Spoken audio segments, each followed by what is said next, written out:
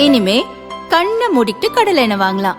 ஏன்னா மந்த்ரா கடலை எண்ணெய் இதயத்தின் தயாரிப்பு. வறுக்க பொரிக்க ஏன் எல்லா சமையலுக்கும் மந்த்ரா தான். மந்த்ரா கடலை எண்ணெய், அபார ருசி, ஆரோக்கியமான உடல் நலம். அதிமுக சார்பில் சட்டசபை தேர்தலையொட்டி 3ஆம் கட்ட வாக்குறுதிகள் அளிக்கப்பட்டுள்ளன. காலை அக்கட்சி பொதுச் செயலர் பழனிசாமி ஆட்சிக்கு வந்ததும் ஒவ்வொரு வீட்டுக்கும் 10,000 ரூபாய் கருணை தொகை வழங்கப்படும் என அறிவித்தார். கருணை தொகைக்கு பெரும்பாலான விமர்சனங்கள் எழுந்தது. மாலை அதிமுக சார்பில் வெளியிட்டுள்ள அறிக்கையில் அது உதவித்தொகை என பெயர் மாற்றம் செய்யப்பட்டுள்ளது.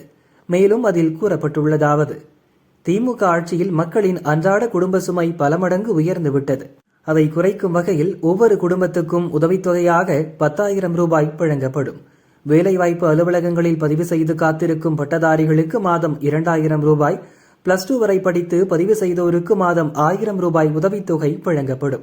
மீன்பிடி தடை காலங்களில் மீனவர்களுக்கு வழங்கப்பட்டு வரும் நிவாரணத் தொகை 8,000 12,000 ரூபாயாக உயர்த்தி வழங்கப்படும்.